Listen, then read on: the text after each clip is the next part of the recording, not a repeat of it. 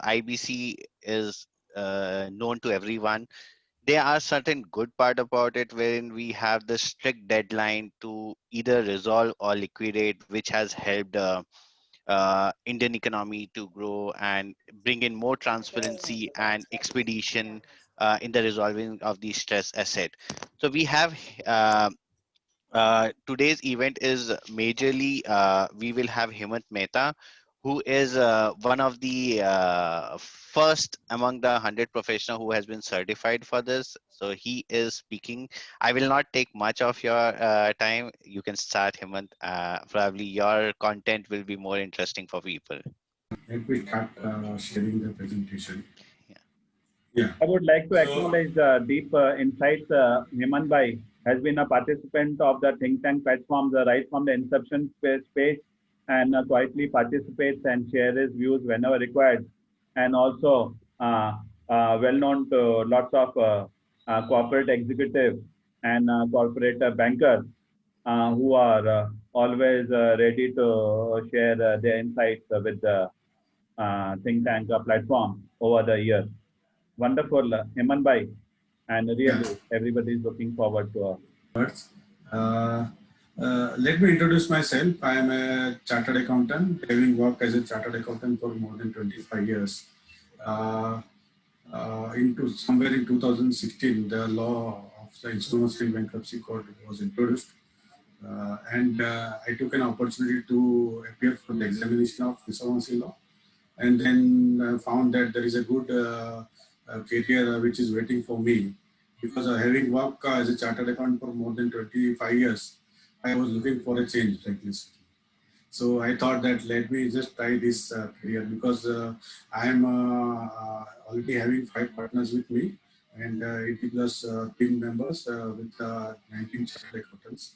So I was, in fact, I could be in a position to, develop on this field uh, as a partner of this particular area. So uh, I just tried now. Last since last 2 years, I am already full-time insolvency professional and handling quite a few cases. Already handled quite a few cases here also, and now I am having already listed companies cases with me. So with this introduction, uh, let me come to today's coverage of IBC. Friends, I have been told to cover IBC overview. Thereafter, opportunities to professional in IBC, and how to become an insolvency professional. That is very might sound very interesting to few of you who intend to make a career as insolvency professional. Then we will be discussing on few case studies which I have handled personally. Along with me, my colleague Mr. Praveen Navandar, who will also join in 5 to 10 minutes, who will be also sharing the case studies which he has handled. And with this short, this IBC part, let me try to just run through an overview. I hope everyone is aware about the Insolvency and Bankruptcy Code, because majority of them are bankers, or majority of the audience are bankers, or either they have come across the insolvency and IBC. But anyhow, let me just refresh the journey of IBC, and let us have an overview of IBC. Insolvency, as I stated, it is a state of inability to pay the outstanding dues. Bankruptcy is a state when the company is legally declared incapable of paying their dues and payable bills, and legal process to resolve it. Uh, Liquidation is a process of winding up of the entity. So why IBC? Uh, there are so many reasons when the IBC was not there. There was a staged loan portfolio of the banks. The staged loan portfolio rose from 2 point, about 3 lakhs crores to 10 lakhs crores in somewhere in January 2010. And government felt it necessary to introduce IBC for India. It was already successfully running in abroad in the US or as a Chapter 11 or in UK as well as in other countries like Singapore and other countries. So the one of the reasons was the stress loan portfolio of the banks, which was increasing like anything up to 10 lakh crores. And there were certain laws prior to IBC, like Presidency Town Insolvency Act 1919, which was only applicable to certain part of the countries. It was not applicable everywhere. Then Provincial Insolvency Act 1920, then SICA, the Recovery of Debts to Banks and Financial Institutions Act 1983, Companies Act 2013, LLP 2008. Now, every act was put towards the effort towards the recovery of lenders' money. Now, by introduction of IBC, all the provisions which were related to recovery of Presidential Act or first SICA Act were taken together in IBC. Provisions relating to recovery of SARFAESI or Companies Act and LLP in Companies Act like Section 230, everything was being merged in IBC, and the IBC, the code was framed. I request participants to disturb me as and when they want to ask any question. I won't mind asking the question in between. There will not be any problem for me. Now, inefficient existing mechanism. The resolution time taken to wind up an existing company was very high as compared to other countries in the world. Like in Japan, it takes only 6 months to wind up the company if it is not running well and recover the money of the investors who have either investor in the country or those who have invested from abroad. In Singapore, it was taking around 0.8 years. In Malaysia, it was taking only 1 year, and in Malaysia, United Kingdom, and United States, it was taking 1.5 years. But in India, on an average, as per the survey, it was taking 4.5 years to wind up an existing business, and it was making no sense to the investors who want to who are invested abroad and want to invest in India. So that is also one of the reasons where IBC was needed, and accordingly, it was introduced. Who are the stakeholders and for whom it is available? Now let us try to study. Financial creditors, those who lended the money to the borrowers. Operational creditors, those who have supplied goods and services to the companies. The corporate themselves. Now financial creditor can go for IBC under Section 7 of the IBC Code. Operational creditors can go for IBC under Section 9, and corporate debtors can go for IBC under Section 10 of the code. And voluntary winding up is also possible in case of special purpose vehicles. Just a minute, I will just बाद में आओ sir client आने वो लेने के लिए नहीं उसको बोलो बाद में sorry for it. So voluntary winding up is in the case of special purpose vehicle when the object of the total company where the special purpose vehicle was formed. For example, building a bridge or building a dam. When it is over, then voluntary winding up is possible. So this is how the entire law is built. It was introduced somewhere in 2016 and incorporated in December 2016. It extended to whole of India. Previously, Part 3, which was in relation to individual insolvency, was not covering the state of Jammu and Kashmir. But after 370 section, that is also been covered to Jammu and Kashmir, and every state is made equal. It is applicable to company, LLP, any body corporate partnership firm, and individuals to some extent. We'll be covering that part. Who are the institutional infrastructure? The governing board, I can say the governing board or is the Insolvency and Bankruptcy Board of India, under which Insolvency Professional Agency, which is being formed by the body like Institute of Chartered Accountant of India or Company Secretary, Institute of Police Secretary of India, and Institute of Cost Accountant of India.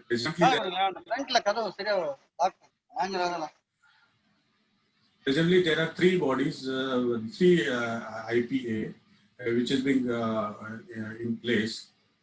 One is Triple IPI, which is formed by Institute of Chartered Accountant of India.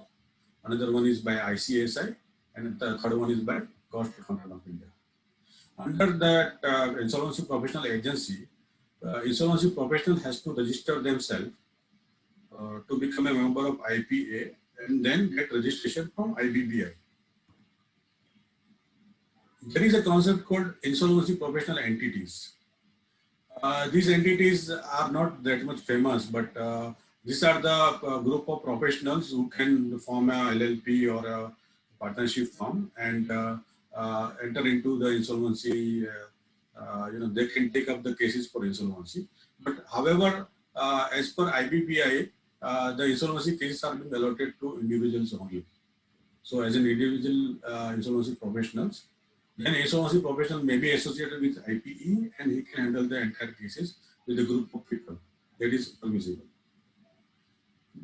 Adjudicating authority like NCLT, National Company Law Tribunal, or NCLAT, or DRT for that matter. NCLT and NCLAT, as you know, is for companies and LLPs, and DRT is for individual and partnership.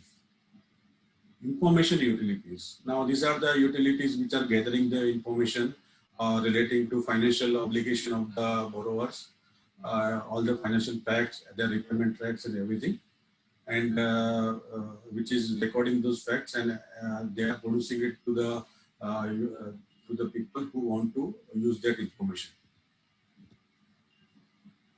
CIRP, how does it run?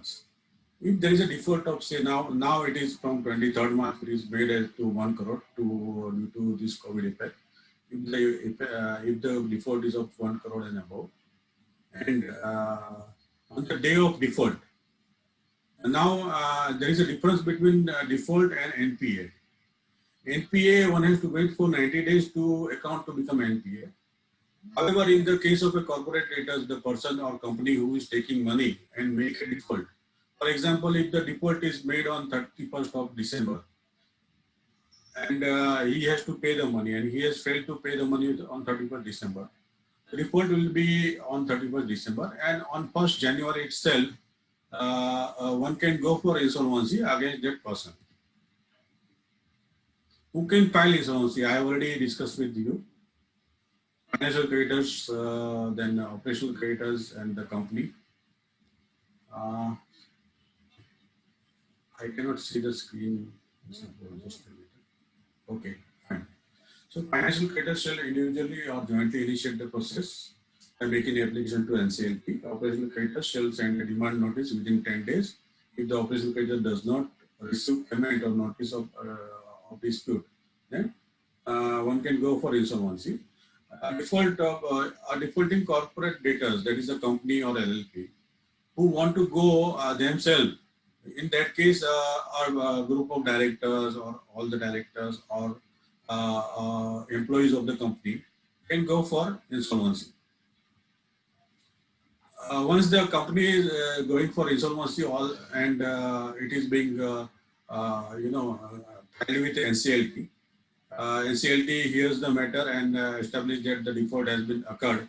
They will, and along with the application, financial creditors will or operational creditors may name the recommendation as IRP, and the professional who will be acting on behalf of corporate debtors for management using CIRP. And NCLT will accept the CIRP process that they said, okay, yes, there is a default, and because of that, now we will go under CIRP, or it may reject depending upon the technical ground, which may or may not, and it gives an opportunity to rectify those technical grounds. So once the company is already admitted under CIRP, there is a moratorium which is already applicable to the company For 6 months, there cannot be any institution of suit against the company. There cannot be any transfer of assets by anyone of the property which is belonging to the company. Uh, there cannot be any foreclosure recovery or enforcement of under SARFAESI.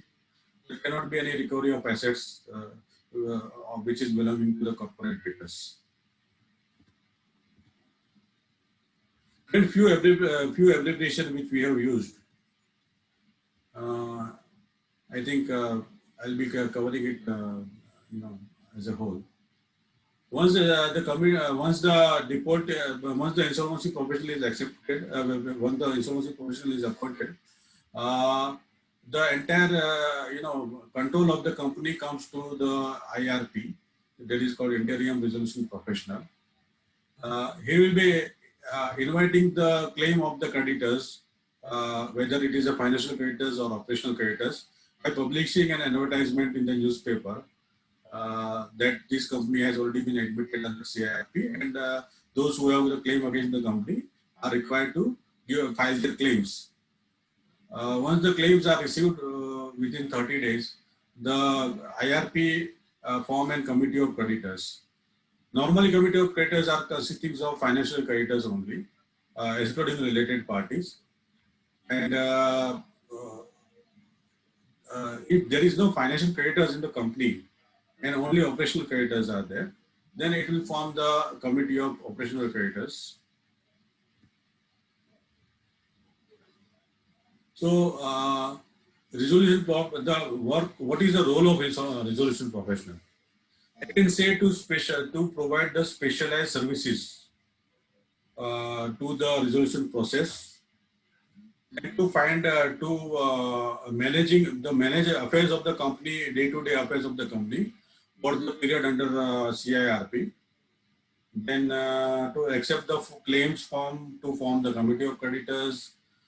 Committee of creditors is like a board of director, and the role of insolvency professional will be that of CEO or CFO of the company. Every now and then he has to just report the matter to the committee of creditors.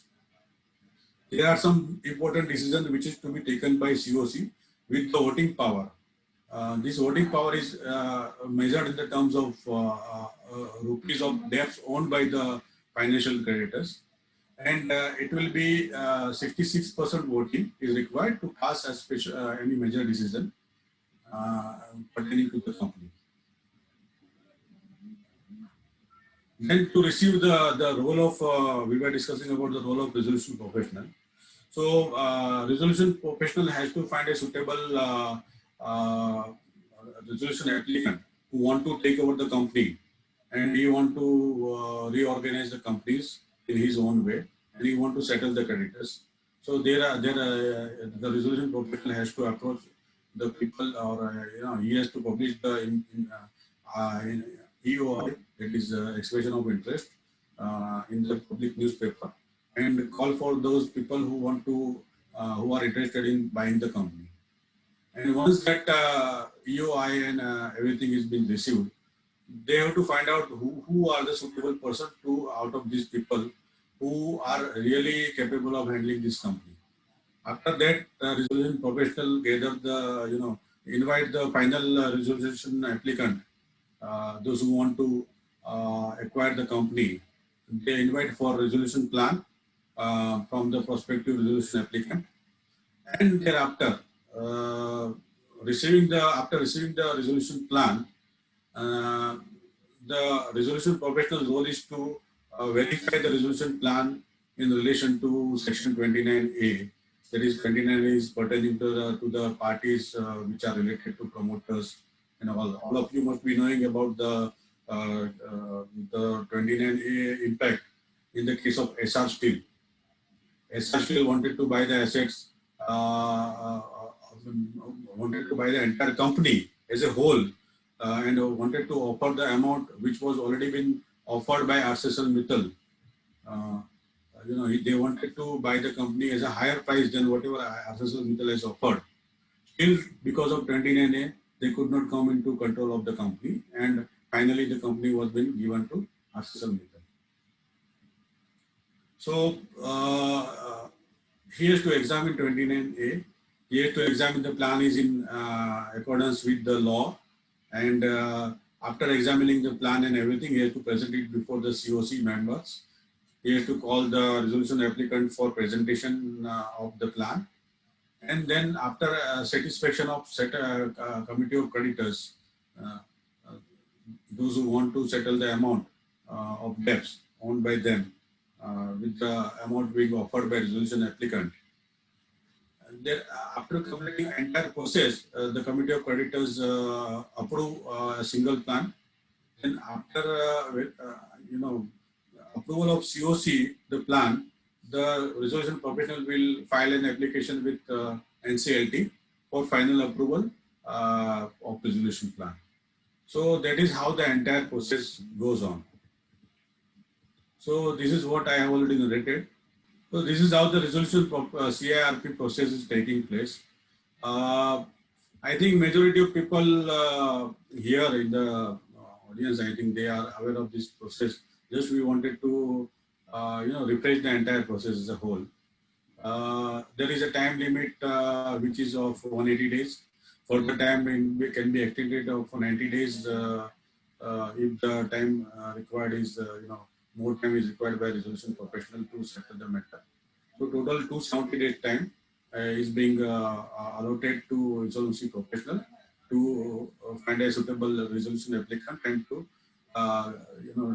to sell the company to the resolution applicant. There is a liquidation waterfall. I think we will not go deep into that. Only one point I want to highlight here is that government itself took a decision that our dues, that is the dues of the central government or state government or any other local authorities, government authorities, will be not the first in priority, but will place on the fifth in the queue. So once the obligation of the entire CRP cost and debt of the creditors and everything is being settled, if there is anything which is left out in the process and in the waterfall, then government dues will be paid. So it is a good sign where it is an important point which is as a whole, which is I can say if you go for surfacing, the government dues are first to be settled. Then only one can acquire the company, and then after he can settle the amount. However, in this case, the government dues are itself is on fifth place, so it may be payable or may not be payable, depending upon the cash flow available. And government is they themselves have given a boost to this law by giving for this thing. So far, 43.1% of the admitted claims have been settled by financial creditors. So, whatever, for example, 100 crore debts is there, about 43 crore debts has been recovered by the claims by way of free. And these are the figures as on January, I can say, and January 2020. Thereafter, because of COVID and everything, the process has not developed that much. These are also the cases of which has been, referred in the IBC so far. Ongoing processes are 1961, closed by resolution 780. And I would like to here highlight one point that is closed on withdrawal or appeal is 381 cases. Now here, there are the cases where the operational creditors who own the debts to the company and they were not been paid. Majority of cases are being withdrawn by the corporate debtors by settling the amount with the operational creditors. So there was a majority of recovery which is not measured in the earlier figures, but operational creditors also have already recovered a sufficient, I think, sizable amount by going to IBC and adopting the IBC route. Myself has already filed more than 20-25 cases for recovery of operational creditors and could be in a position to successfully recover the amount from the companies. Now, thing which is very important for all of you and for professionals, opportunities for professionals in IBC. As we have discussed, acting as a insolvency resolution professional or insolvency resolution professional during CIRP or liquidator during liquidations is the also, you know, one can act as a IRP, RP or a liquidator. One can also, if you are not interested to become IRP or IP, one can conduct a forensic audit. Those who are good in conducting forensic audit or transaction audit, as the case may be. So you can become a forensic auditor or transaction auditor in the process. One can become a process advisor or provide secretarial services in the entire process of CIRP. One can become a resolution plan advisory also. One can render the resolution plan advisory. When a resolution applicant want to come up with the, he want to buy the company under CIRP, and if prospective resolution applicant want to buy a company, in that case, you can definitely help him out by becoming a resolution plan advisor, and you can provide all the services to resolve this under IBC. You can become a monitoring agency. Monitoring agency, by the way, that NCLT, after approving the plan, appoints some monitoring agency to look after the to look after the case where to look after the company, whether it is going as per the plan which has been provided by the resolution applicant or not.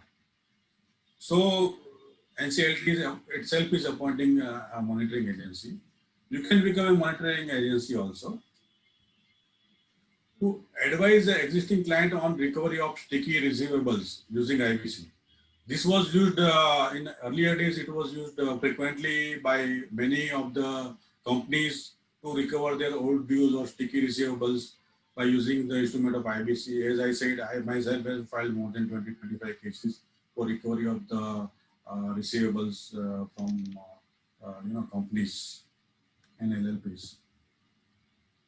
You can become a valuer by registering yourself as a registered valuer under IBBI. It is a entire professional, it's a separate valuation examinations out there. You can become an authorized representative in the class of creditors. There are class of creditors like debenture holders or which are running more than 100, and they become a financial creditors. It is not possible for everyone to accommodate in committee of creditors. Therefore, in insolvency and bankruptcy court, there is a provision of appointing a authorized representative of those class of creditors, like home buyers. So you can become an authorized representative once you are an insolvency professional. What are the eligibility criteria of becoming IP? These are general criteria as such. I will just discuss and then go through it. I think they are self-explanatory in nature. An individual is eligible to become an insolvency professional provided he is a person of resident of India. You cannot be a non-resident, cannot be appointed as an insolvency professional. It is not a minor or someone or is a not sound mind, and whether it is has qualification and experience as specified by the board. This we will come to later in the later slide. If he has been convicted by the competent court or offense punishable with imprisonment for term exceeding 6 months, and all these criteria which are self-explanatory in nature. Let us come to qualification and experience. There are 2 or 3 types of examination which are proposed by the Insolvency and Bankruptcy Board of India to become an insolvency professional. At present, there is only one.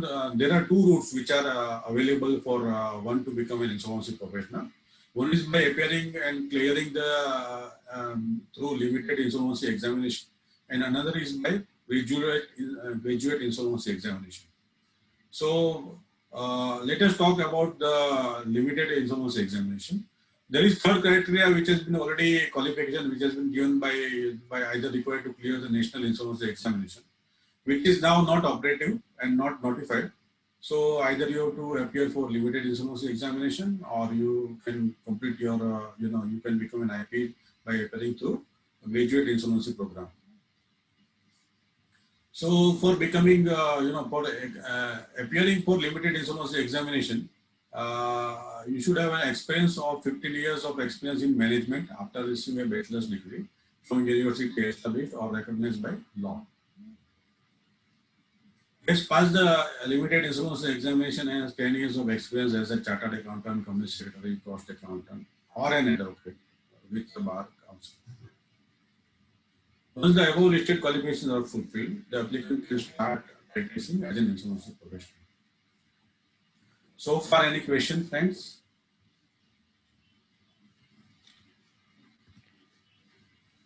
So, Okay. sir, one thing, like you mentioned about the number of cases in the insolvency. Do you have any idea about what is the volume of money involved into that, which went into dissolution or resolution? The volume of money, frankly speaking, uh, the figures are not available to that extent. Okay. It's around 10 lakhs crore of rupees, which one said that, the state asset which was, and there are a majority of money were involved in big 12 cases like SR or Videocom group or other groups, even Bhushan Steel and all these other groups, which big companies which went into, insolvency process. We have one question from Dinesh, maybe. Yeah. Dinesh, you can just ask. My question was that, you said that Section 29, SR Steel also bidded again for their own company. And they were not allowed. And Mittal got the deal ultimately. But then Yes. if SR had the resources, why it went to this NCLT, first of all? Secondly, the shareholders are at a total loss in the case of SR, Right, sir. Right, sir. So what is your opinion about it? Yeah, actually, SR went to insolvency by ignoring the fact and by not knowing the, I can say, the consequence of IBC. They thought that, like in past, what they have already, managed everything. They could be in a position to manage everything, and they could reduce their debts by re-entering by back doors. That is what the possible thing which I can make it out. There cannot be any concrete reason which can be given or officially given by any company.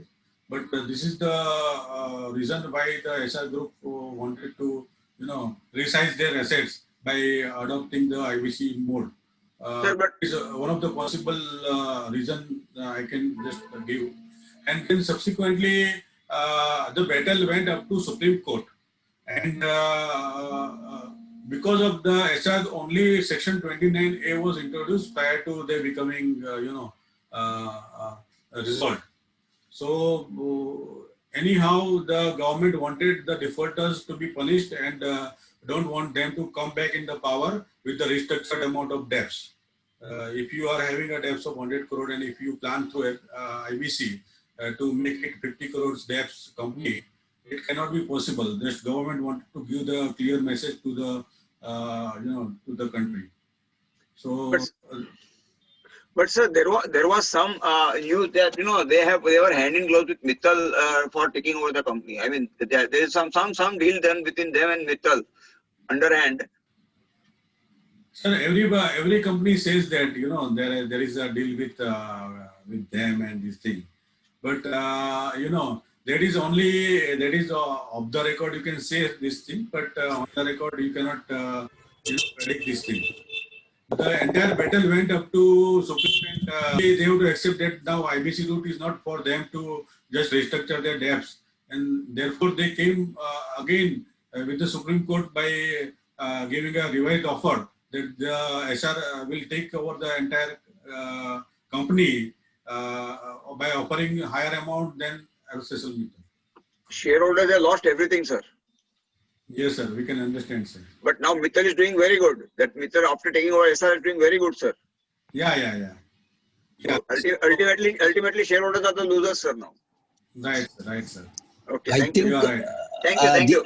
I think Dinesh ji, even before went into the hands also, during the CAFR proceedings, that company was doing well. That way, through the insolvency professional, management was good.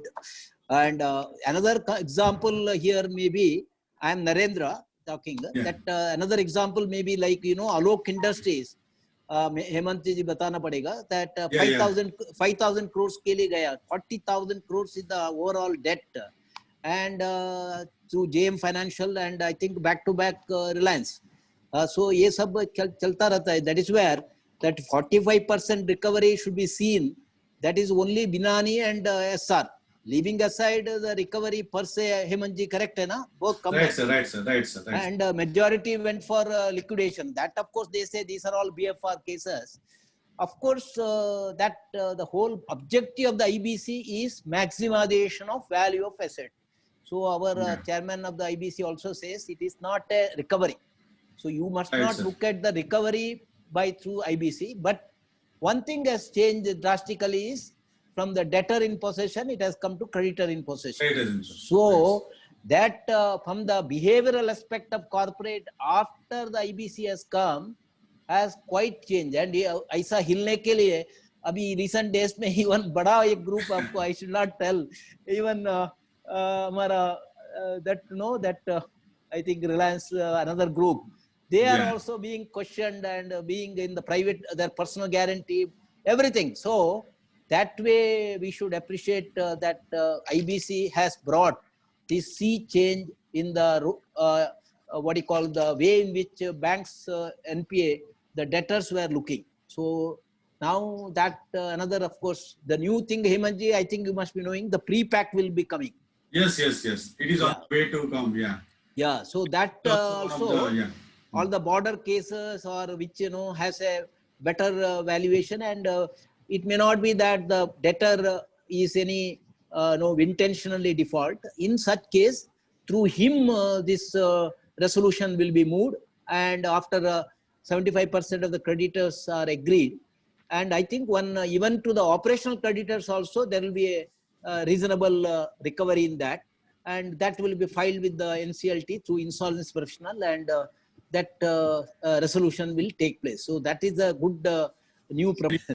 I would like to acknowledge the contribution of Mr. M. Narendra to this meeting. Mr. M. Narendra has been ex-chairman of IBA, Indian Banking Association, and who has brought the IBA, Indian Bankers Association, to the forefront of the global community, the international banking space, and always contributes his views as a co-founder of the think tank platform since a very, very long time, even in the physical meetings, conferences, conclaves, and always contributes his expertise and deep knowledge on banking and industry, various sectors, on various technical issues, depth and wealth of content. I'm very glad you have shared the practical issues on the NCLT cases and on the listed companies like Alok. There are many more, ILFS, DHFL, Cox and King, fraud cases, and many more. And also reforms are happening on IBC front. You have interacted with the top bankers on seeing there are much better reforms, and there is survival, growth, and so that the industries are revived and are becoming successful, to see that India growth story comes at the forefront in the global community. Thank you very much, Mr. Narendra, and continue sharing your views on technical issues on every slide. For this IBC has also brought a lot of opportunity for professionals, as he has rightly mentioned, that the insolvency professionals, particularly from the CA community and your cost and accountants and company secretary and quite a lot of law firms, they are also very active. So in the corporate restructuring, corporate resolution, this ecosystem of NPA management and NPA resolution and NPA recovery, of course, other side, the banks are had a very bad time. But for professionals, it has given a very good opportunity. Am I right? Including some of the retired bankers also have taken. So Hemanji, that what you are presenting to this audience is really good. Everybody should pass that test, and also should take valuation as a big. I think now only those passed through the IBC valuation, they will be recognized as a valuer. The old system of valuers, so that must have gone, I think now. So valuation, along with IBC valuation as well as other valuation business, is also very good business. And I think another area organization is IPE, that is Insolvency Professional Equity, what you call that, I think a committee of, committee of them can come with the, I think 1 crore of capital. So that is also now quite a lot of them have become. And now I think other service providers, I think the IBC is thinking of what are the other service providers, or whether the insolvency professionals who take the service of so many other service providers, how are to them control. I think that type of some discussion also is going on. Some papers are being presented.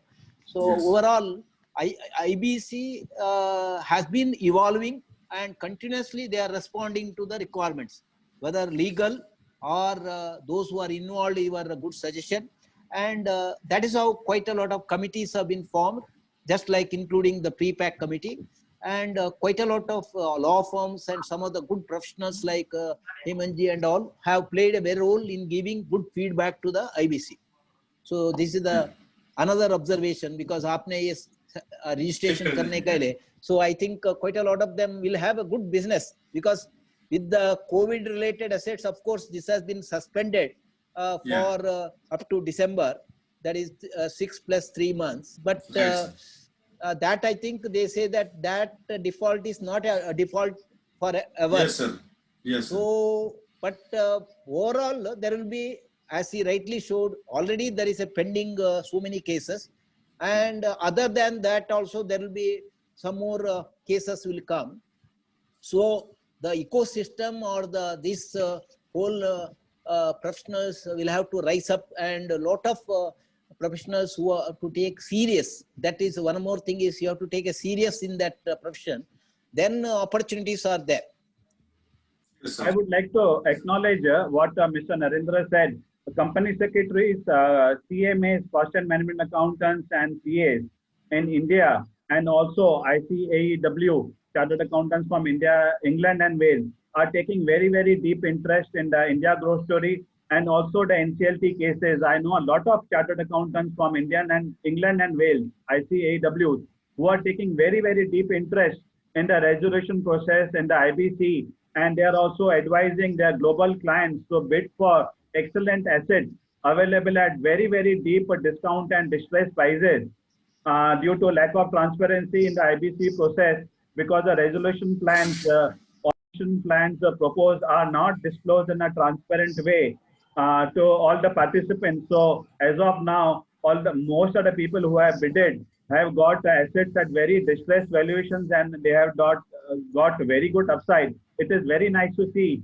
global investors, global professionals, ICAEW, CPAs taking lots of interest and getting a pie of the India growth story, and also the companies available at distressed valuations. And I'm glad, Hemant Bhai, you are going to share experiences of also there are rogues and crooks also involved who have short-changed the investors and left the creditors and investors in the lurch with real-life examples. Certification is the key, knowledge about the IBC process, the laws, and above all, real-life examples are the key for any IP professionals. We have seen many people have passed the exam earlier. It was very, very easy. Hopefully, it will become tough in the future, and real-life examples will be introduced as a part of the certification process for all IBC and valuation professionals. Wonderful interaction, wonderful presentation going on. Sandeep Chitnis is also a very, very well-known professional in these areas, particularly in areas of stressed assets and SME. Yes, Sandeep, Thank you. I just want to know about where we can find out this various resolution application forms, various resolution plans which are approved by NCLT. See, because if they are, we can get access to some of the good plans, that will be really helpful for us to design the other ones as well. I'm asking to you or anybody, basically, I would like to check the availability of which are the resolution plans. Okay, I'll reply and Narendra sir will supplement me. Yeah, aap bataiye sir. Actually, these plans are confidential in nature. and Okay. they are being approved by NCLT. And if Okay. you just refer to NCLT orders which has been issued for approval of a NCLT plan, you will get a majority of idea from those which has been issued, and the NCLT orders are published in the website of NCLT, wherein you have to find out those orders which has already approved the resolution plan. Excuse me, The plan per in se that you will not get. orders, we do not get the details actually. We get only overall details, but sort of little more details if they are available. That's You are what. right, sir. But plans are, confidential in nature. They are not Okay. made available to public. Only, Okay.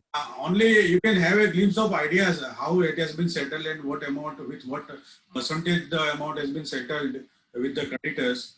You can go through those orders which are available on the public on the NCLT website, and have some fair idea about once a professional takes that job, you definitely will be in a position to understand, I think 50 to 70% of the things which has taken place in the resolution plan, which have been taken care Yeah. of.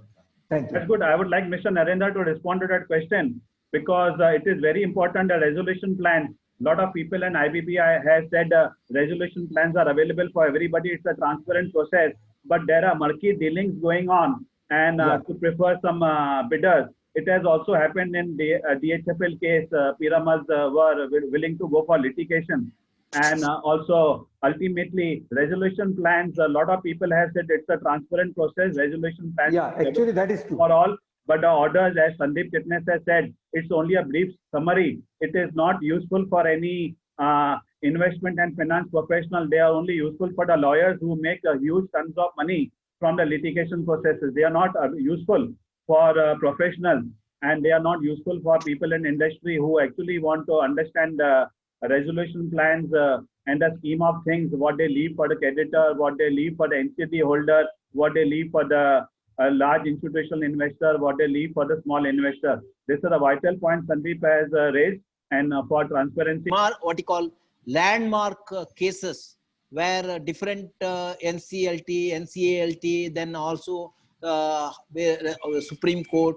I think that comes in the IBC itself. They give quarterly what are those landmark cases and what is the findings from that, and that will be useful for everybody in any such instance. Other than that, I think in Hemanji, I think individual cases of any resolution, maybe apart from apne bataya NCLT, it may be there in that company's website also. Suppose, because I don't know whether they put up that, but that maybe you have to, those insolvency professionals who are dealing with that case, they may also give some details. And suppose you are interested to know specifically one case, then if you are all a community of professionals connected one or other way, and some of them are giving that as a knowledge to others also. This is my finding. I am not sure. Hemanji, that is correct?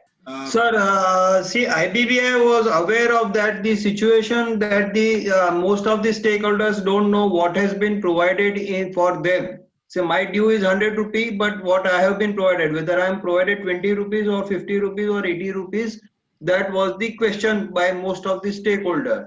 So IBBI has now devised a form that after passing of resolution plan, means after approval of the resolution plan, it has made a duty on the resolution applicant to prepare a chart and put it on the IBBI website. So now going forward, whenever the plan is approved, you will find a chart on the IBBI website which will show that what was your claim admitted. Say your claim admitted was 100 rupee, which can be a 5 crore, 50 crore, and what is the amount provided and what is the haircut given to you. So that transparency has been built in. That's correct. That IBBI platform itself would be ideal, actually. That there only at IBBI platform itself it will be available. Yeah, I saw, because I went through that. There I found quite a lot of landmark cases are coming, and their bulletin also is there. There also they are covering that. But this as a special, if they say these are the, because overall data they give, now individual case also can be filed, which will be useful to the stakeholders. Yes. This Sir, is I have raised this. one more thing. If you are a stakeholder in any company, suppose you are a stakeholder in a XYZ company and that resolution plan is approved, so you can always write to the RP that my claim was filed and which was approved for 100 rupees. Please let me know what is the amount as per plan, and he is duty bound to reply to you. Yes. So you are not at dark or anything. You are not totally unaware of. You will get the information. Say I as a resolution professional, wherever the plan is approved, if somebody approach me, I can say him, I reply him that your dues was X amount and Y amount has been provided for you, which will be paid on so and so date. I think even shareholders can get the thing because shareholders are definitely affected by that. It's a very, very important point Mr. Praveen and Mr. Narendra has raised. In fact, our interactions with the CEOs and CFOs of the topmost industrial houses who have already bidded and also acquired the management for the companies, they prefer much larger transparency because they are keen on getting greater share of the pie. They really want access to all the details for the bids and level playing field, and also resolution plans of all available directly to them in a very transparent way instead of approaching the lawyers who have access to many of the resolution plans. And many of the corporate CEOs have said they would like to get knowledge about the resolution plans and also share their own resolution plans, but it should be done on a IBBI platform and by the government in a most transparent way instead of doing selectively. Excellent interaction. Just put on your videos and very excellent lively discussions on the certification process and real life examples. Many more real life examples coming ahead from the professionals who have been sharing their experiences. We have the best team out here. Mitesh had something, so can Okay, let Mitesh him go for it?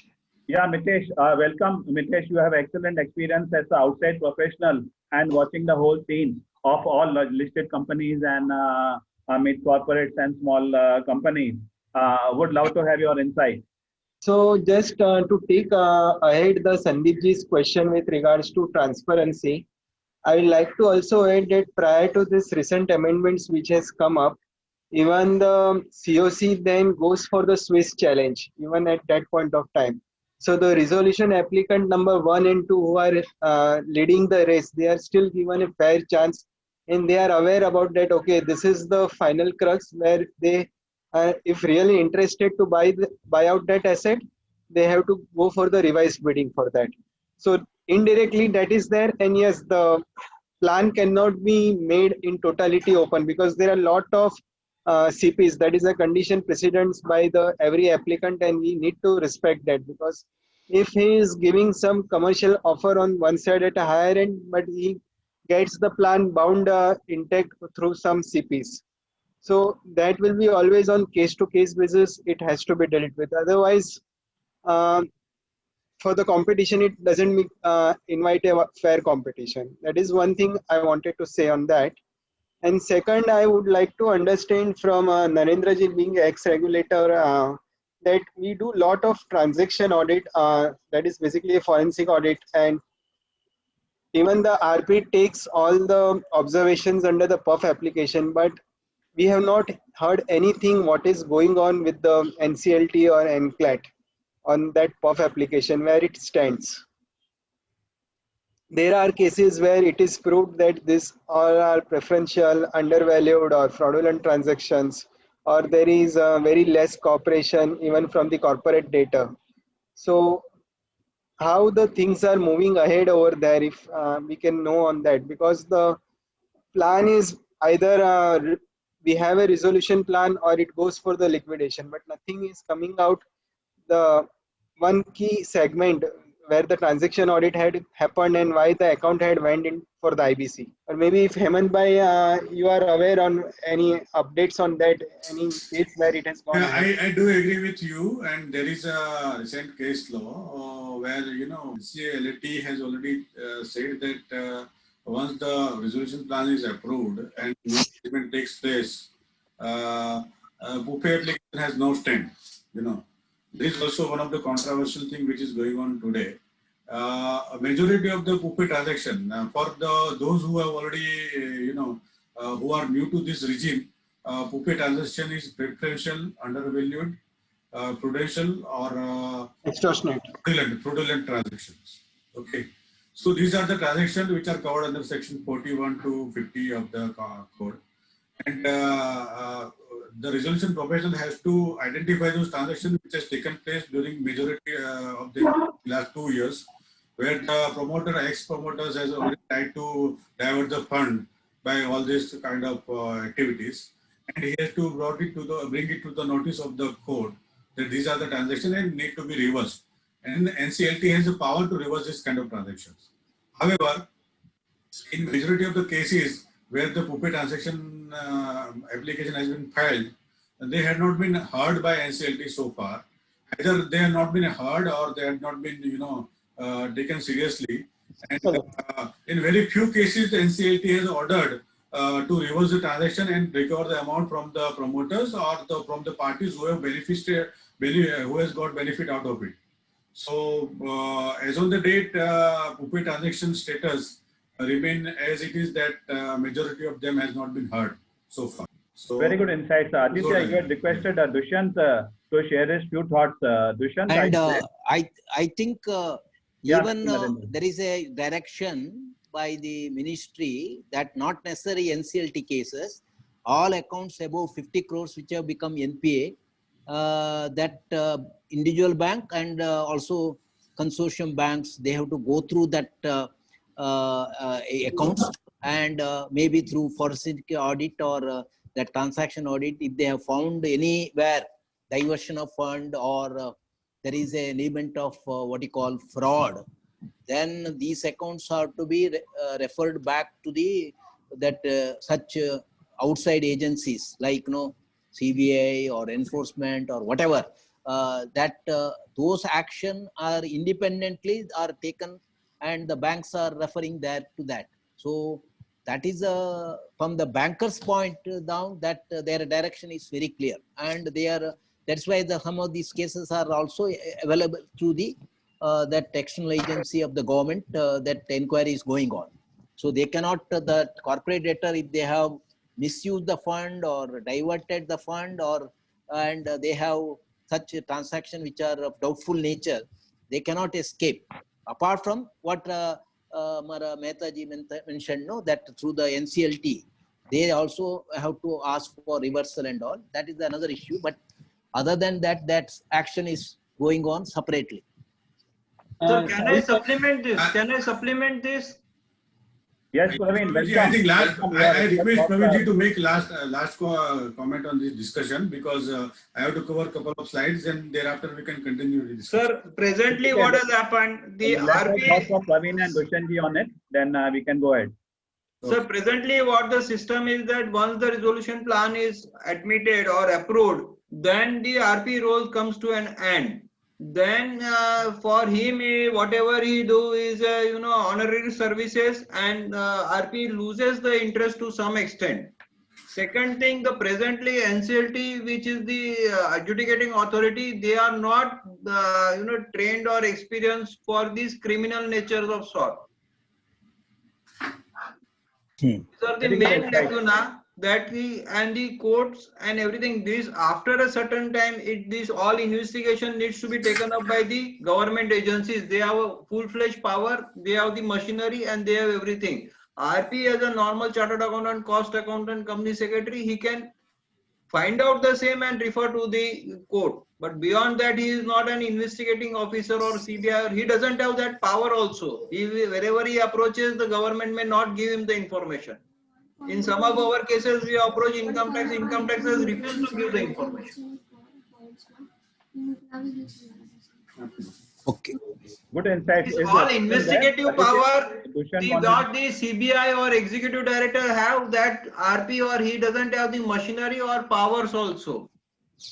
Hello, okay, next.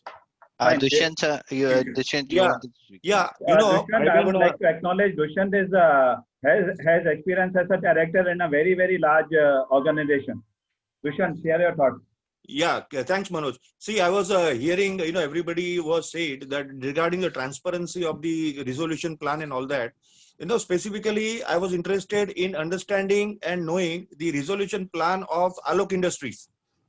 and I made a lot of efforts to understand. But then, because to my mind, it's a different type. It is a unique plan because the Alok books are not closed, and the whatever debtors were there, creditors, all the creditors have been assigned to JM Finance and Reliance. So I wanted to understand how exactly it works, because they have not written off everything. They have not written off all the creditors and everything. Every quarter they do something, some write off, write back, and thing like that. Like say accumulated interest, they wrote back about 2 quarters back. And last year they had some assets impairment and thing like that. But ultimately the loans are still standing. The secured credit is still standing in the books. So I wanted to understand that how this kind of a mechanism is working and what's the thought behind it. So actually, if you ask me, every resolution plan is a unique plan. And it is a commercial term, which is being agreed between the creditors as well as the resolution applicant. So whatsoever terms has been, agreed, no doubt that will be within the framework of IBC only. But every resolution plan is a different plan. You cannot compare one plan with another plan because industry-wise, as well as the size of the debts and everything matters a lot. So one cannot, fit one cannot fit one shoes in every this thing. But this might be in terms with the resolution plan agreed between Alok Industry and their creditors as well as the new resolution applicant. So you need to the order of NCLT, which is approving this plan. You will get some sort of idea in that, because normally resolution plan is not open to public because it is a commercial understanding between the acquirer and the company per se, and creditors who are agreeing to that. Yeah, I've gone through the NCLT orders. Yeah. There are number of orders because the litigation took about 2 years or so. So I've gone through all the NCLT orders. But this kind of a arrangement which I never came across, not in any other case, that the loans are assigned to somebody. They are not written off. And the company continues. Sir, there are specific reasons for that. See, if you have any specific question, you can always write to resolution professional. But there are specific questions, there is a specific reasons for assignment of debt. So the main reason is that the under income tax 115 JB, there is a book profit tax. And the view is that once you write off the loan, that will be treated as your income. See, if I write down 20,000 crore rupees of a loan or 25,000 crore of a rupee of a loan, the income tax department will say this is your income and they will consider it as my book profit. No, I don't understand that. No, I didn't get you. Because see, if the Alok's books are showing say 30,000 crore outstanding loans with interest and all, and ultimately Reliance has made only say offer of 5,000 crore, yes. Then these Alok books will be closed and all the whatever assets are there, whatever will be taken over by Reliance, and you will pay only that 5,000 crore. Correct. You are absolutely correct, sir. Sir, it is I will tell you one thing. Alok, Reliance can run Alok as it is, and they can just only replace with the shareholders, and company will run as it is if the resolution plan so provides, or it can be merged with the Reliance if as per the terms of resolution plan. So we need to go through the plan and then study the plan and accordingly, get some fair idea about it. I would like to add here. The Alok Industries plan, it is in a favor of shareholders selectively for people who bought at a lower entry price. It is a very good acquisition by the Reliance Industries at a very, very compelling, very, very low price for whatever reason it happened. And also our interaction with the top industrial houses says like the Tata Steel took over Bhushan Steel. In that resolution plan, lot of money or small part of the money was left for operational creditors also voluntarily by Tata Steel, which is actually lacking in most of the resolution plans. Operational creditors get nothing on the table, shareholders get nothing on the table, their money is wiped out. It is very nice that real life case studies like Alok and other companies are being discussed here. And it is Okay, really madam, wonderful. It's a continuous series. We'll be having a lot of case studies ahead in regular think tank conclaves, conferences and webinars ahead. Wonderful. Hemant. Yeah, let me complete my last slide. I think second last or last slide is there. So let me complete it, and then I think we can come back to the question answer, or we can come back to the case study if the time permits. Let's have maximum case studies. We have experts like Praveen, Hemant, Dushyant, Mitesh, Narendra, Sandeep Chitnis, and many more experts participating in the conclave. So we were discussing about the examination. I think everything is self-explanatory over there. MCQs are there. Examinations is being conducted by NSCIT. The slots every day, any day. You can choose the slots which is suitable to you by paying the fees of 1,500 every enrollment. The syllabus is quite, I can say, lengthy because it covers not only IBC, it covers all the laws which are commercially, because insolvency professional, one need to have all the laws, commercial laws, knowledge of all the commercial laws like Partnership Act or by like LLP, like GST or like Companies Act and other laws. So majority of the syllabus is consisting of about 66 to 68% of the marks are allocated to IBC, Act, regulations, then case study which are related to IBC. There are some, examples which are given as one case study or which is given, and then after studying that case study, you need to answer the questions which are there on the ABCD likewise, and which each one will be carrying 2 marks each. And there is a negative marking system as well. So 0.25% of the marks will be minus 0.25% of the marks will be given to the wrong question, the wrong answer which has been given to a question. So sometimes people are missing with 0.75% mark, or sometimes people are missing with 0.50% mark. Is very obvious in this kind of examination scenario. Syllabus, as I said, that it is not only IBC, it is covering all the commercial laws, be it Companies Act, be it LLP Act, or be it SARFAESI and everything. So it is very wide syllabus, I can say, but one need to focus if one need to appear for examination. We need to focus on the IBC, Act, regulation, case studies, and the case studies which has been handled by NCLT, NCLAT, Supreme Courts. Those list of the case studies are already given on the website of IBBI. If you will just visit the IBBI website on the examination counter, you will come to know about the syllabus which is already covered.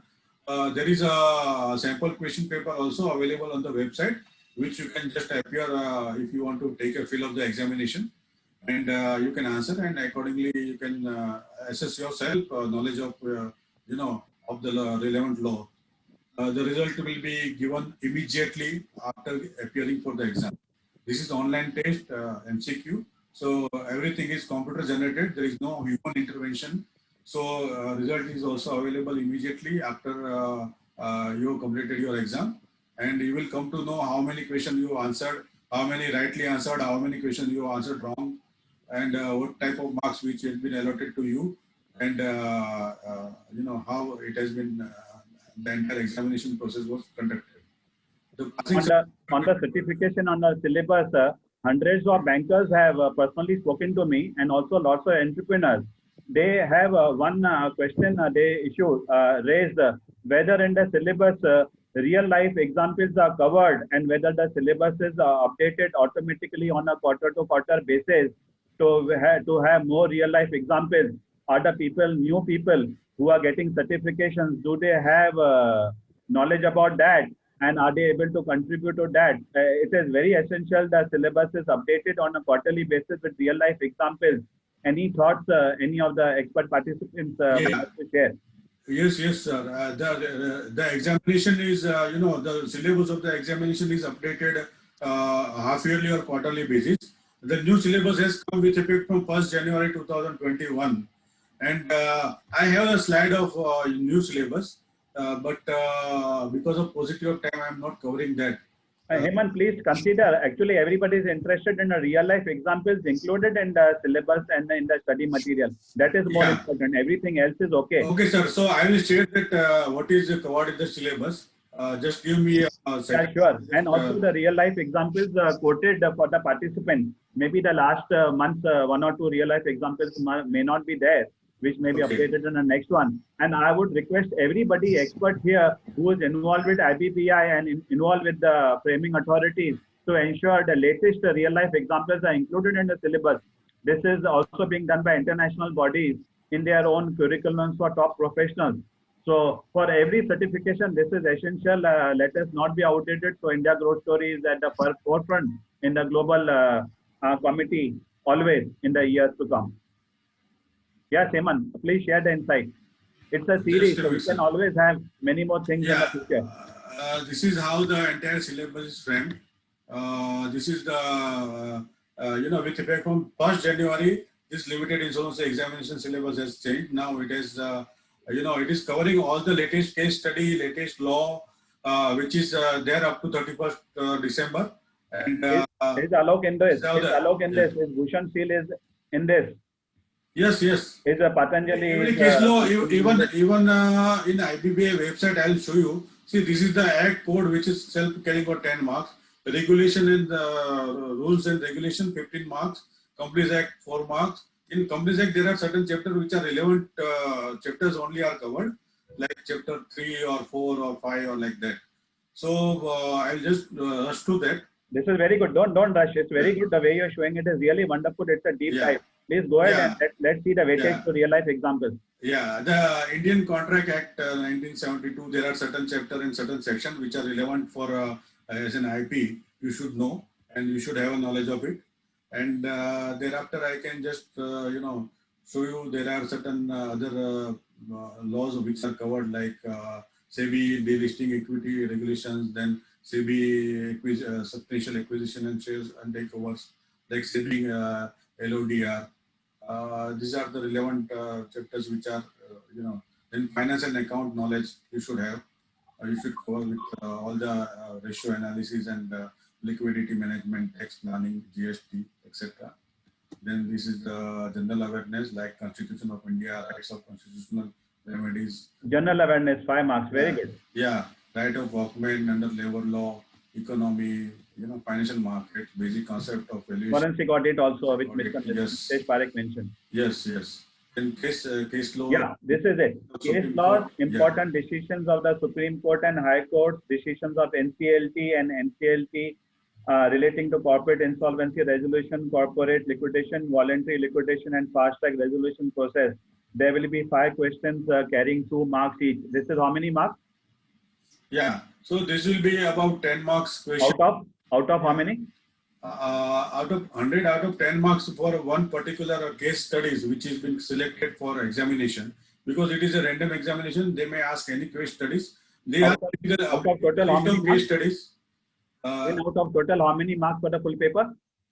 Full paper is of carrying 100 marks. 100, so only to a 10% weightage. I hope the time comes soon, so we have 50% weightage to real life example when there are more and more real life examples. No, you just. It's a new industry, it's a new process, so maybe there is no weightage now. See, case study on corporate resolution and liquidation. There one scenario is given to you, and after going through the scenario and case study, after going through the fact of the case study, you need to answer the questions. This is carrying 20 marks. Very good. An individual insolvency resolution, 8 marks.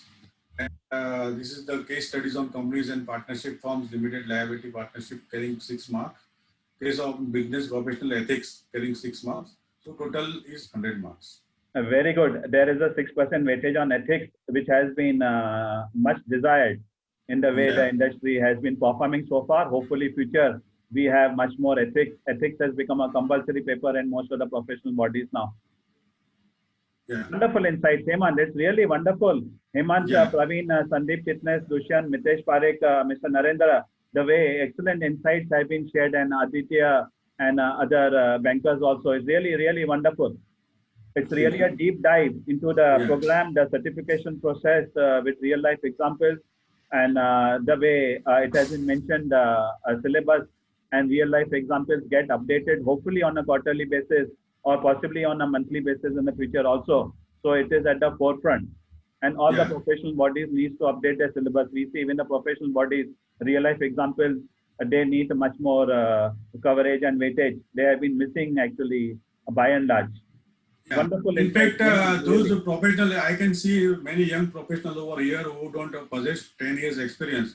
If they want to become insolvency professional, then what is the remedy?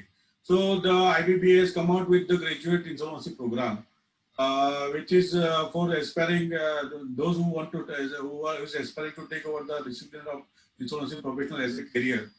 A student who complete the graduate insolvency program will be eligible for registration as an insolvency professional under the Insolvency and Bankruptcy Code without having wait to acquire a 10 years experience.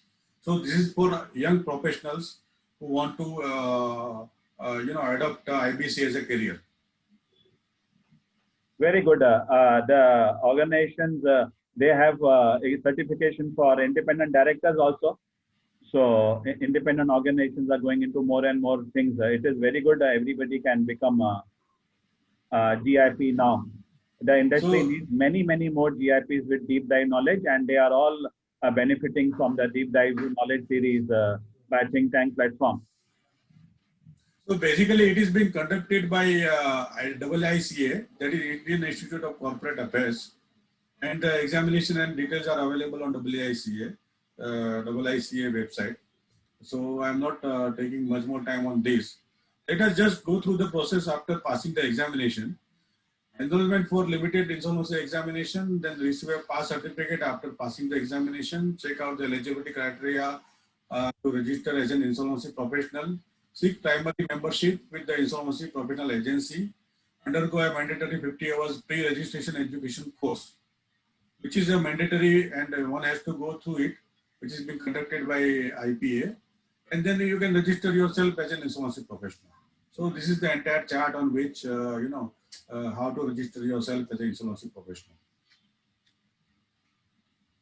So this is what the career, if you want to adopt the career of insolvency professional as a whole. Now let us study the case study. Let us now go to a case study wherein I myself has already involved as a representing the resolution applicant. So I'll be taking this, one of the case study, which is, I think you might be knowing as a Kamala Group of builders, who has already built so many projects and completed so many projects nearby Dadar, Parel, and other suburb of the Bombay city. There was a project which was there in the Kandivali, which was a commercial property project. About 400 people, 400 units were supposed to be constructed, and all these are in the form of offices or industrial galas, and it is to be completed by the builder. The registration and 400 people have booked the entire industrial gala premises. The booking was started from 2012, and somewhere in 2014 or 15, the project was about 75% complete. At that point of time, the promoter was been arrested by the promoters were some Jitendra Jain and others. They have been arrested in some other cases, wherein they are presently also, as I know, under jail. So there was some court cases which was going on them.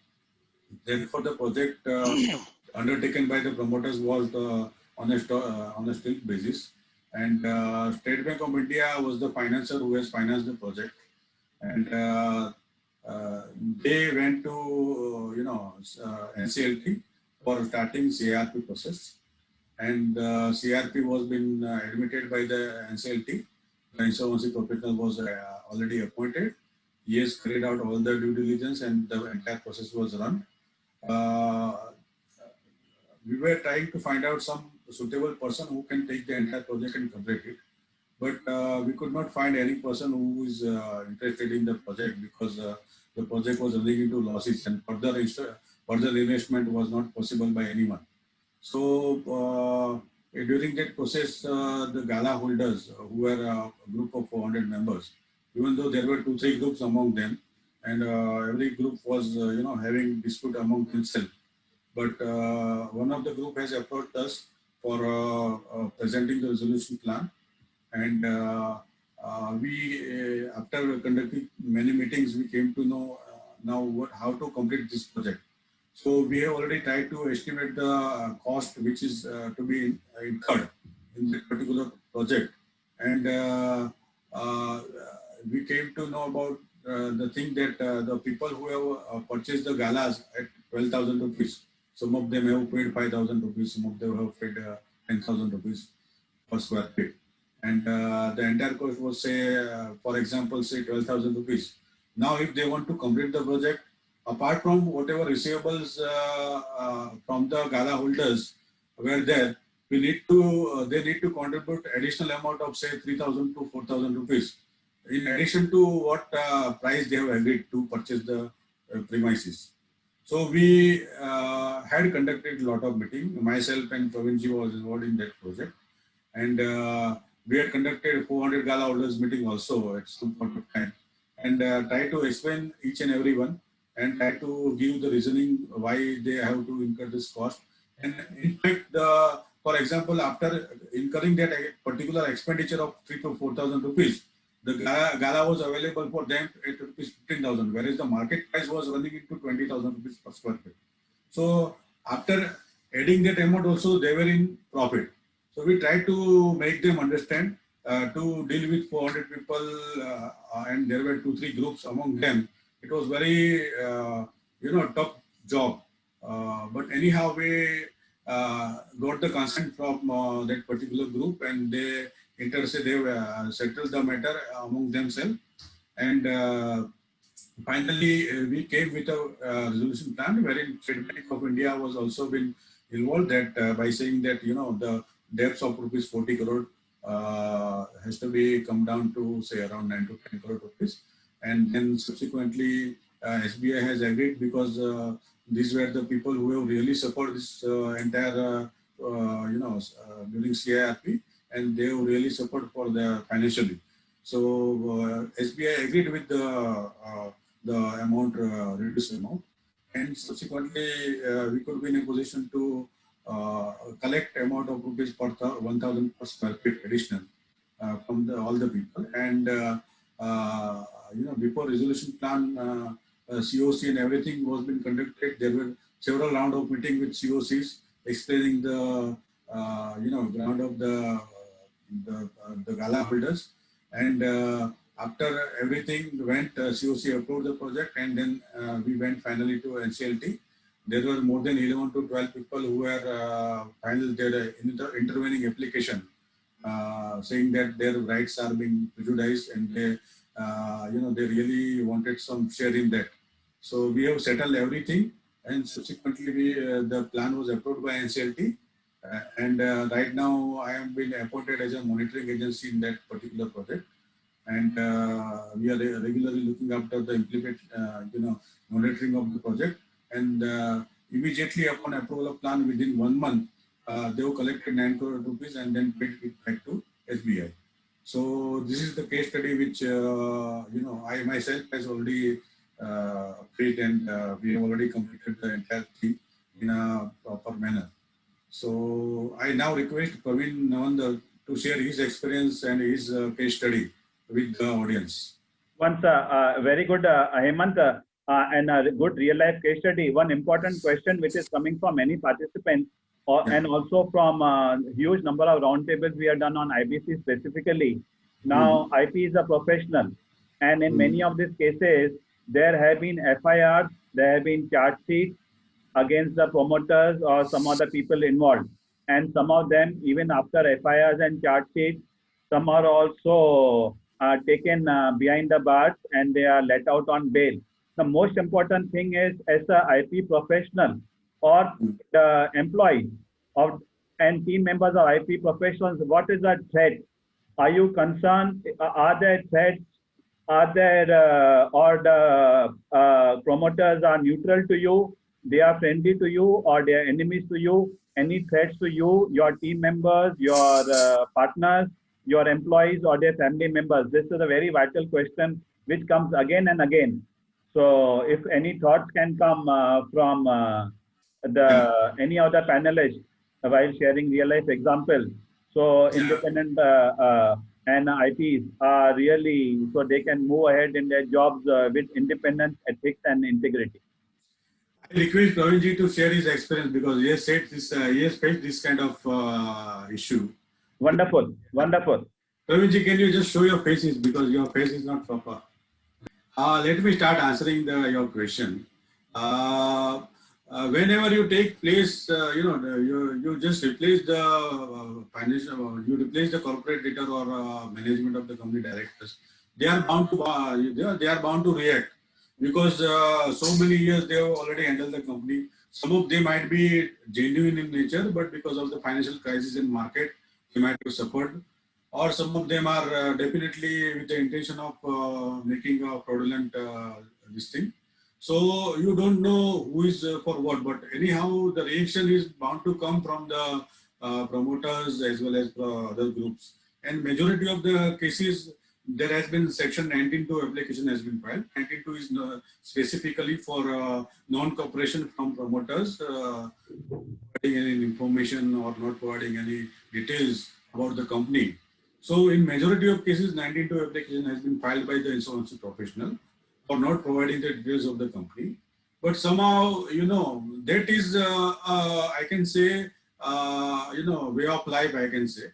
Because if you are replacing someone, definitely the bounce back has to come to you. And you need to, as an insolvency professional, you need to understand that definitely there will be definitely an emotional thing which is involved by the promoter. And when you are replacing the promoter, you are bound to face this kind of situation. And Pravinji, I think... Hemant, very good insight. It's a way of life only for a man of courage. So you are a man of courage. You are doing it.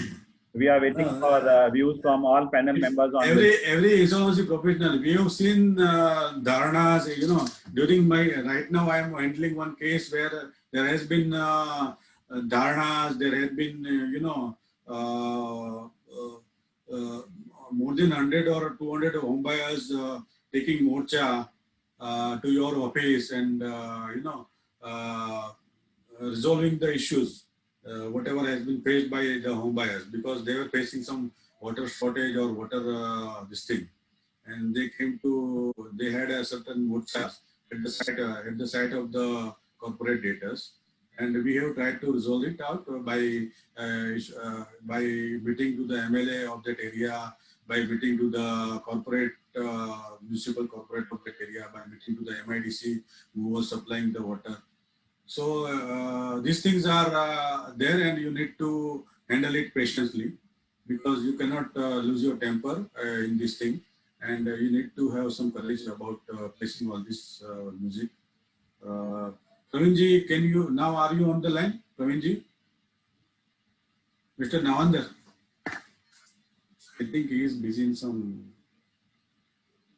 Very good insights you mentioned about the morchas and dharnas. In the future conclaves, a lot of photographs of live events would be shared as a part of the good, bad, and ugly. Hemant bhai, can you cover the aspect of the insurance policy which usually the RP takes? What all perils are getting covered for the RP? Sir, normally the insurance policy which are prevailing in the market, I think SBI is also there, SBI Life Insurance, SBI Insurance is also there, who is giving this kind of policies. But they are not of that much use because, there are so many conditions and so many applications. If you have complied with the law, then only this can be, enforced or like that. So practically, we see very less of the coverage to the insolvency professional in insurance, even though they are granting insurance for 8 years or for the entire 8 years, where we have to keep all the documents and there can be enforceability by anyone for 8 years. But still, we see very little thing, being offered to insolvency professional, because he has to prove himself that he has done everything in as per law. And after proving that also, I think there is no case wherein by still there is no one has already filed a claim for insurance. So now let us see in future whether any claim which has been successfully being granted to insolvency professional, then only it can be tested, and then only we can say that insurance is definitely helping to the insolvency professional. Praveen, I think you are on the line. You are requested to kindly share one case study where you faced morcha and all this by workers. Praveen ji, you put yourself into unmute mode, please. You are right now. No, sir, I am not facing where the morcha are there, but other case study where I have faced is that in spite of approval of resolution plan, the Goa government has refused to give the power connection, and the company could not be revived for even for 2 years. You can post approval of the plan also.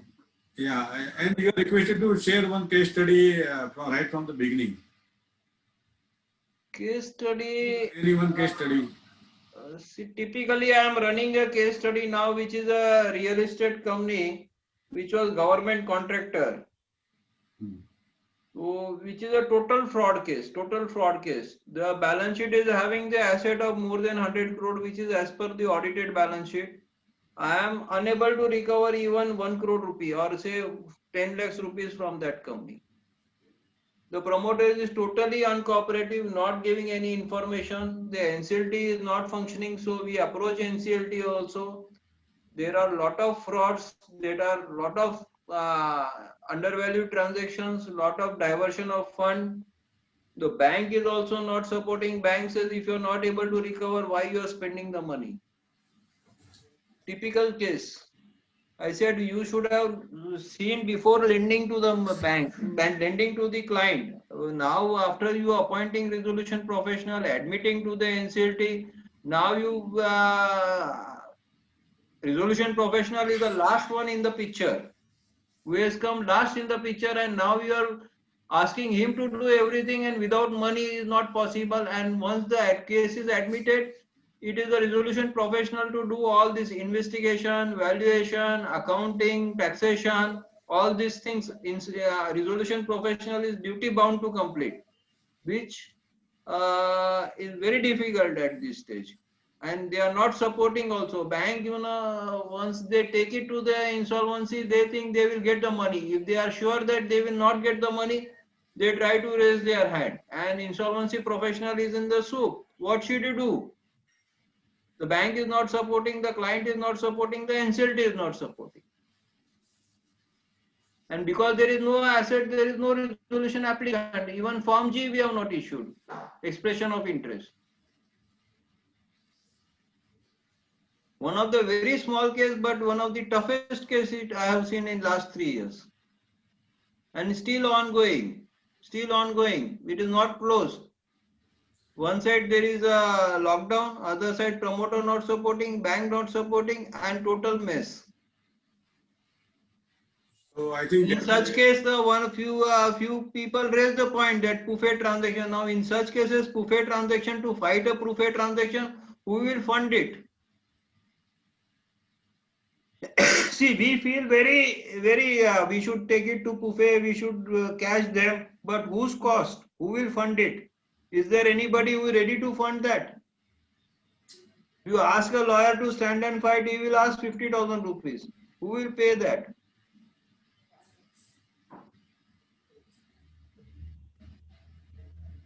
Right. I think Manoj ji, that's all from our side. I thank you once again. Praveen, wonderful insights from you on real life example.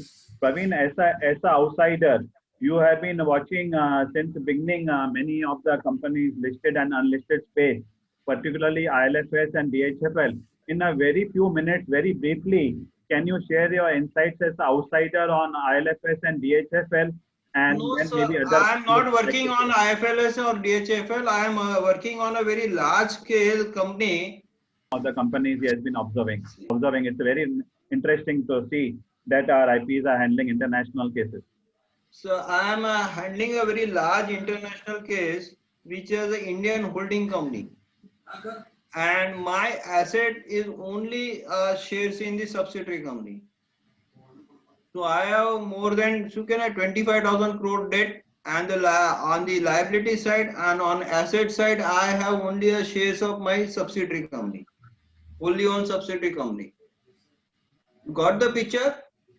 Very interesting. We want you to elaborate much more. It's a very nice. No, just I will no, but basic as this. Now that company has a further downstream 2-3 level subsidiaries, and ultimately the company at Brazil has some asset which is a joint venture company.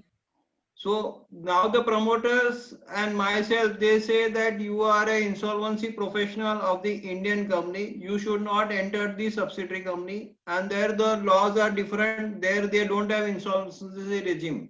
So Now, you can only touch the Indian company, whatever the Indian assets. You can't touch the subsidiary company. what is the nature of the asset? Is it you know, are they receivables or are they anything else? I see the matter is going on. I cannot reveal more details right now. Okay, because I think if, for example, again, like what you said, there was nothing in the company at all, and if the assets are really only receivables, Not then receivables, it it's are the shares of my subsidiary company. no, I I'm don't I'm have I'm, I'm real talking of asset. I have my is the only holding company with the share.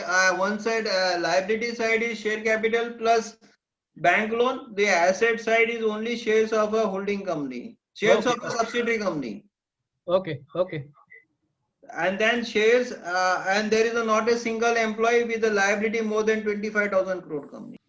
okay. Thank you. I would like to acknowledge Mr. Sandeep Bhatt has got a global experience as a director in many companies, has been a CFO and a CEO in some of the most well-known global corporates. It's wonderful to see global experiences. And Praveen, I would say the insolvency laws for India are applicable only to India. Global countries have their own laws. There is a need for countries to get together. WTO also needs to be changed. The treaties also needs to be changed. Hopefully, we'll have treaties together on the insolvency process also. So there could be very good recoveries and resolutions of companies having global operations. It's really wonderful. Mitesh, everybody is waiting for some insights from you. Yeah, Sir, sure. one more thing. Every time the promoter puts a company at the Cayman or BVI, where the laws support only the promoters, they don't support, they don't have any law, they don't have any information system, they don't have requirement of filing the balance sheet, nothing. They just support their existing promoter. Their business is just to support this, what you can say, various type of transaction without any transparency. So any company you take up in India, ultimately it lands up into British Virgin Island or Cayman or any other tax, what you can say, tax haven countries where they only support all this type of transactions. Everyone, I'll be just sharing little brief with regards to the forensic audit, transaction audit, what latest experience I have. So last month I happened to visit in one of the very big account to the enforcement directorate, and that account we have declared as fraudulent couple of years ago. When I visited him, you can understand the pain which professionals are passing in this through. I was being literally made to write manually the question answers on the plain paper, and after a couple of hours, I came to understand that these questions are also not coming from the ED, the regulator, but it is coming from the borrower. So we asked, sir, this is all the justifications you are asking us, but this is all provided in the report. What is the value which you are looking further from us as far as you are concerned? So there also we have to help them to frame the questions what it is there. Post which he say that law के आँख पे पट्टी बंधी हुई है. He needs the valid proof. So the proof per se, you will not have very direct proof. The way they promoters conduct the fraud. But if one layman also reads the report of our any forensic agency, otherwise also, he can understand that this is a very smart way of conducting the fraud. So this is the mockery which we have in the system, and even the current regulation, which is called as Agency for Specialized Monitoring, which RBI has come up. There also the lenders are defeating the objective by giving the allotment to the agency who are just on the L1 basis, who doesn't understand deep insights of it. I am not propagating my practice, but I am saying what currently is going in the market and why the laws are failing again and again. There was one account where we have bid and the consortium exposure was 10,000 crore. Such a huge exposure was there. Very big private equity player had stepped in. They have ensured that their investments are under control, and a very reputed firm was hired as a statutory auditor for their eyes, ears and nose. From the lender's perspective, when it came, they have hired a firm who was just selected on L1, and there is a committee of the senior people, GM level people of the PSU bank. 5 GMs are getting involved for the appointment of such the monitoring agency. And I don't understand why even 5 GMs are required. Even the class 1 officer can do this appointment if it has to be done purely on the L1. So whatever the amendments are coming up in the good interests are getting defeated. This is something which I would like to add over here. Apart from this, I have some high profile cases also which I am handling. There I see the loans are given in thousands of crores and a very simple clause of repayment of the old loans. Whether that repayment is happening to the another financial institution as a part of the interest arbitrage, or it is going to the group company who has funded it earlier, and where that end use is happening. There again we will have a data limitation, because once the money is repaid back to the group company who is the initial funder, and that group company may have already invested in some company where there is no IRR or any business case where the money is going substantially, and in that way the monies are getting out. Even if I declare this as a fraud, what I foresee is that the harassment is going to be there to the professional agency. After 2 years, the person will be asked to explain how this is a fraud. So that mockery is going to continue. As a professional, we have to keep our independence and keep reporting what is our wisdom allows us to report it based on the facts. That is what I can add on this. Yeah, thanks, Mitesh. Yeah, that was good. Yeah. Now, in the interest of time, thanks everyone. We'll just move on to Yogesh. Yogesh, you want to share something on the economic survey report which just came out? Yogesh, are you there?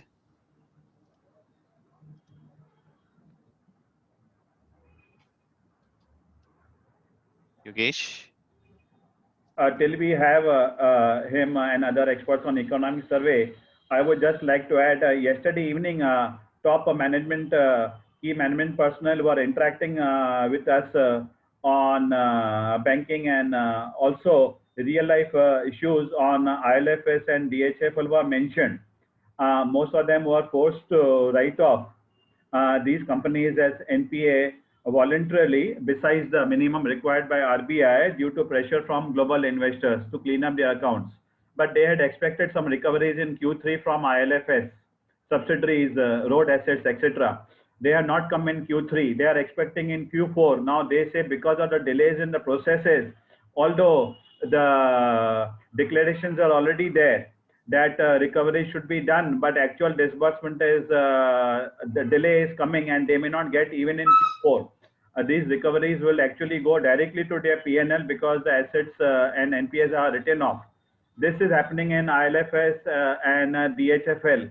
Recoveries are coming, but delays is there. Process is very cumbersome, and This process needs to be shortened, and this is the topmost bankers from the topmost nifty companies who have communicated to us. They are aware of the excellent discussions on IBC and real life examples on think tank platforms for a long time and way ahead also.